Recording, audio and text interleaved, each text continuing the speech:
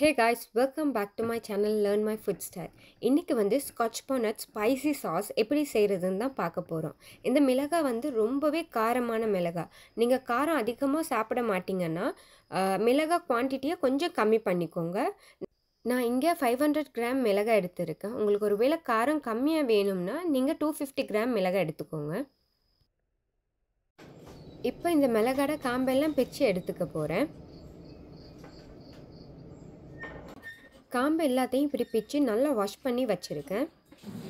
4 வெள்ளை பூண்டு எடுத்திருக்கேன். அப்புறம் ஒரு பெரிய சைஸ் தக்காளி எடுத்திருக்கேன். இப்போ மிக்சியில் மிளகாய், வெள்ளை பூண்டு அப்புறம் தக்காளி எல்லாம் சேர்த்து நல்லா பேஸ்ட்டாக அரைச்சி எடுத்துக்க போகிறேன்.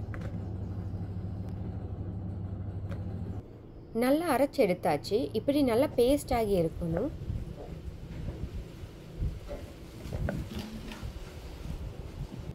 இப்போ பேஸ்ட்டை வந்து வடிகட்டியில் போட்டு மிக்சியில் உள்ள பேஸ்ட்டை வேஸ்ட் பண்ணாமல் அதில் 1.5 கப் தண்ணி சேர்த்து ஸ்ட்ரெயினரில் ஊற்றுங்க. இப்போ அந்த ஜூஸை நல்லா ஃபில்டர் பண்ணி எடுத்துக்கோங்க.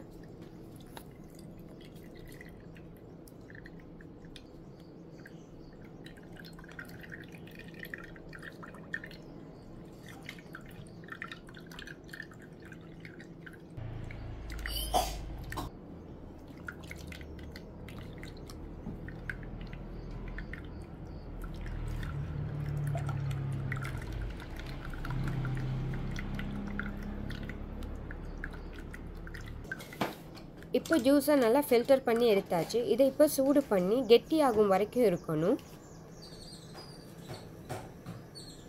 இது நல்லா சூடானதும் 3 டேபிள் ஸ்பூன் வினிகர் சேர்த்து நல்லா மிக்ஸ் பண்ணணும்.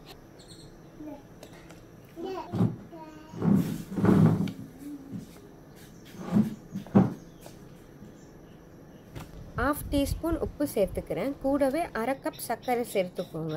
அந்த கிளிப் மிஸ் ஆகிட்டு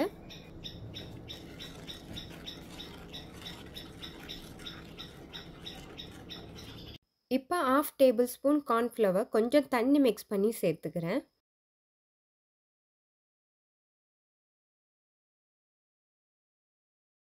இப்போ இதை நல்லா கெட்டியாக விடுங்க.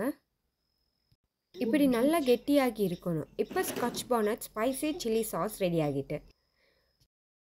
இப்போ சாஸை வந்து நல்லா ஸ்டெரிலைஸ் பண்ண ஒரு கிளாஸ் ஜாரில் போட்டு மூடி ஃப்ரிட்ஜில் வச்சுடுங்க. அப்போ ரொம்ப நாளைக்கு கெட்டு போகாமல் இருக்கும்.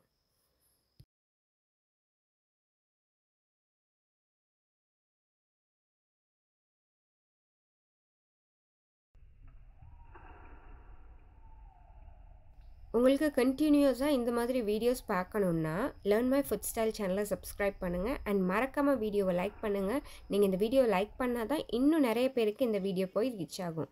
இன்னொரு நல்ல ரெசிபியோட நெக்ஸ்ட் வீடியோவில் நான் உங்களை வந்து மீட் பண்ணுறேன்.